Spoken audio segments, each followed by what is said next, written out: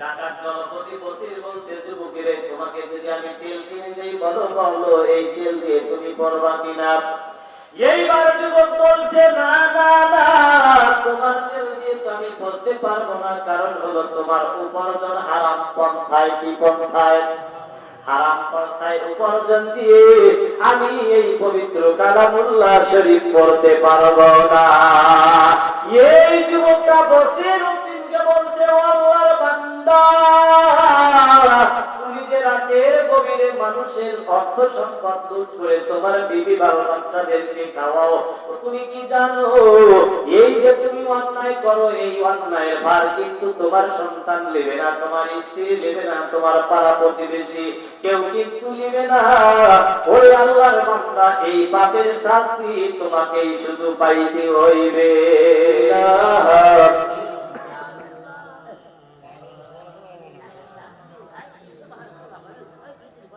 লা ইলাহা লা ইলাহা ইল্লাল্লাহু মুহাম্মাদুর রাসূলুল্লাহ। আওয়াজ করে বলেন সাল্লাল্লাহু আলাইহি ওয়াসাল্লাম।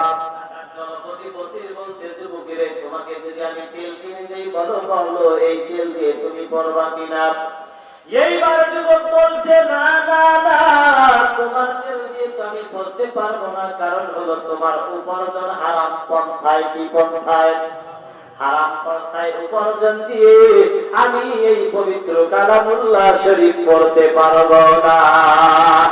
এই যুবকটা বসির উদ্দিনকে বলছে, ও আল্লাহর বান্দা, তুমি যে রাতের গভীরে মানুষের অর্থ সম্পদ লুট করে তোমার বিবি বাবা বাচ্চাদেরকে খাওয়াও, তুমি কি জানো এই যে তুমি অন্যায় করো, এই অন্যায়ের ভার কিন্তু তোমার সন্তান নেবে না, তোমার স্ত্রী নেবে না, তোমার পাড়া প্রতিবেশী কেউ কিন্তু নেবে না। ওরে আল্লাহর বান্দা, এই পাপের শাস্তি তোমাকেই শুধু পাইতে হইবে।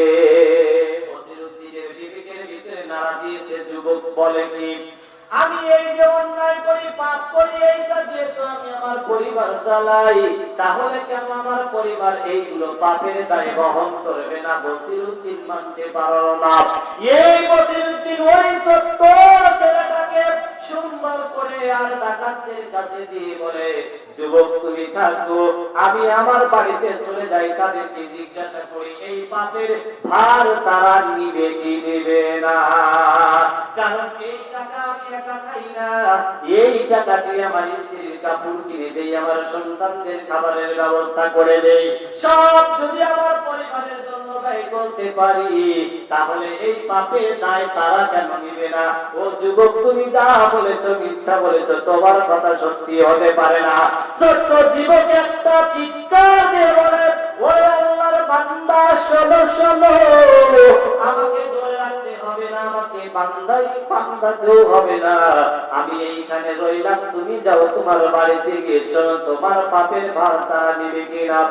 বসিরউদ্দিন আর সহ্য করলো না, লম্বা ঘটনা সংক্ষিপ্ত করে আনলাম। আমার মুসলমান ভাইরা, একটা দৌড় দিয়ে বসিরউদ্দিন চলে গেল বাড়িতে গিয়ে স্ত্রীকে বলে, স্ত্রী, ওই স্ত্রী শোনো শোনো, আজকে আমি যখন ডাকাত দেওয়ার জন্য জঙ্গলের ভিতরে চলে গেলাম, একটা যুবক আমাকে বলল, ওরে বান্দা শোন শোন, তুই যে এই রাতে গভীরে অন্ধকার রাত্রিতে মানুষের অর্থ সম্পদ লুট করিস, ওরে বান্দা তুই কি জানিস তুই যে এই অন্যায় করিস, এই অন্যায়ের ভাগীদার দুনিয়ার বুকে কেউ হবে না। ওর স্ত্রী তোমাকে আমি কাপড় দেই, তোমাকে আমি খাবার দেই, তোমাকে সব ব্যবস্থা করে দেই, বলো বলো এই পাপের ভাগীদার তুমি হইবা কিনা?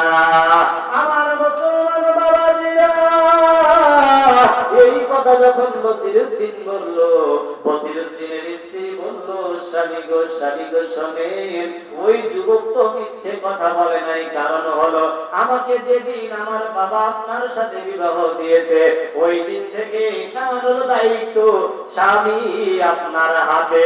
স্বামী আপনি কেমন করে খাওয়াবেন এটা আপনি আপনি জানেন আপনি হালাল পথে খাওয়াইবেন নাকি হারাম পথে খাওয়াইবেন। ও স্বামী, এটা আপনার ব্যক্তিগত ব্যাপার। আপনি হালাল খাওয়াইলেও সেটা আমার জন্য জায়েজ, আপনি যদি হারাম খাওয়ান সেটাও আমার জন্য জায়েজ। কারণ হলো স্বামী, আপনি আমাকে যা খাওয়াইবেন ওইটাই আমার জন্য আল্লাহ পাক জায়েজ করেছে।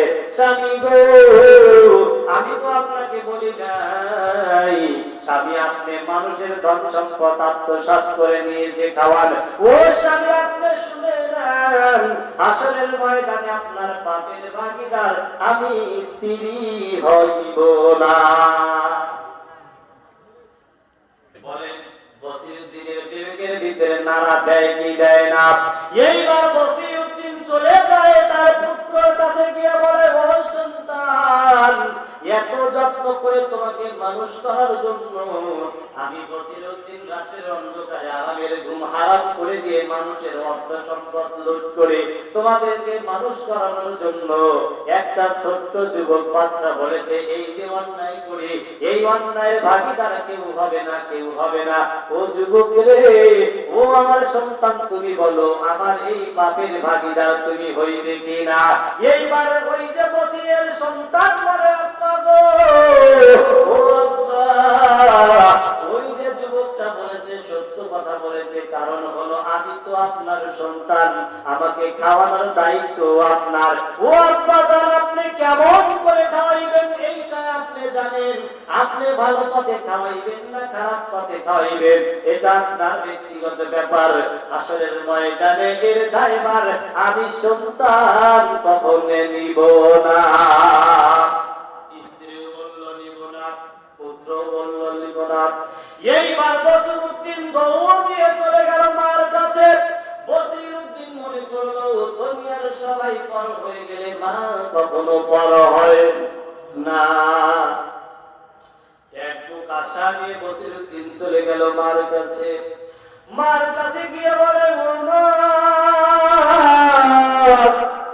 এত কষ্ট করে ডাকাত দিয়ে অর্থ সম্পদ নিয়ে আসি, স্ত্রী আমার এই কষ্টের ভাগীদার হইল না, আমার সন্তানও আমার কষ্টের ভাগীদার হইল না। ও মা, বলো বলো তুমি মা আমার পাপের ভাগীদার হইবা কিনা?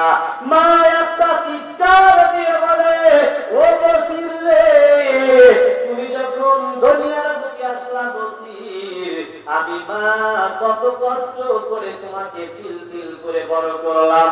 ও বসির, আজকে আমরা বৃদ্ধ হয়ে গেছি, আজকে আমাদের খাওয়ানোর দায়িত্ব বসির তোমার, তুমি কেমন করে খাওয়াইবা?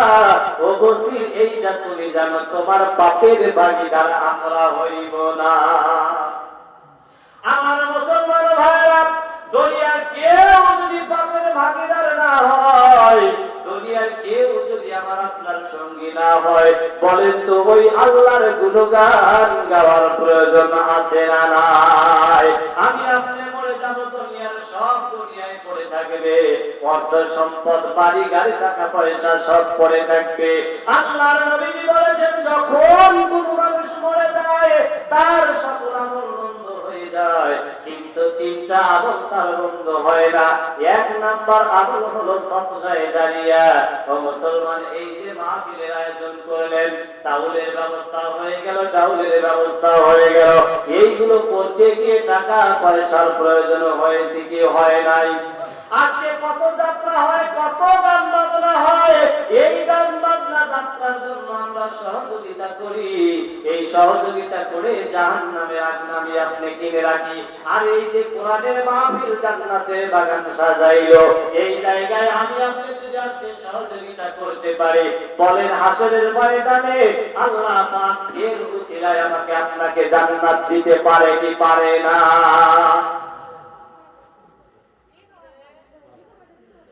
আল্লাহ তাআলা আমার বন্ধু হাফেজ হাফেজ রাজু 400 টাকা এই মাহফিলের জন্য করে গেল দান। বাড়ি কিন্তু গলজানি দিল এই মানিকগড়ে। বলেন তো এটা আল্লাহর কাছে পছন্দ হবে কি হবে না? এই কোরআনের মাহফিল চলবে কিয়ামত পর্যন্ত।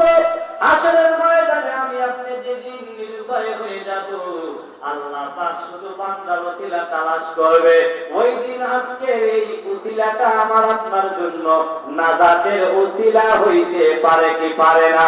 আমি অল্প সময় আপনাদের মাঝে কিছু টাকা যদি চাই, বলেন আপনারা দিবেন কি দিবেন না? ও বাজার, আজকে দুনিয়ার বুকে বাড়ি রয়েছে, গাড়ি রয়েছে, আল্লাহ তাআলা হাফেজ রাজুর ভাবি 200 টাকা এই মাহফিলের জন্য করে গেল দান। মাওলা গো, কোন আশায় কোন উদ্দেশ্যে দান, কোন উদ্দেশ্যে দান করে গেল, এই দুনিয়ার কেউ না জানলে মাওলা তুমি জানো। তাদের মনের নেক মকসদ পূর্ণ করে দাও। আমরা একটু আওয়াজ করে বলি আমিন। ও বাজার, এই দুনিয়ার বুকে বাড়ি গাড়ি টাকা পয়সা সব পড়ে থাকবে, আমি আপনি শুধুমাত্র কেবলমাত্র 3টা কাপড়ের কাপড় নিয়ে কিন্তু যাইতে পারবো, তার বেশি কিন্তু যাইতে পারবো না।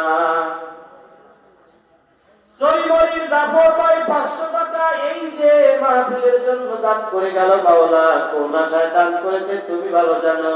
তার মনের নেক মকসদ পূর্ণ করো।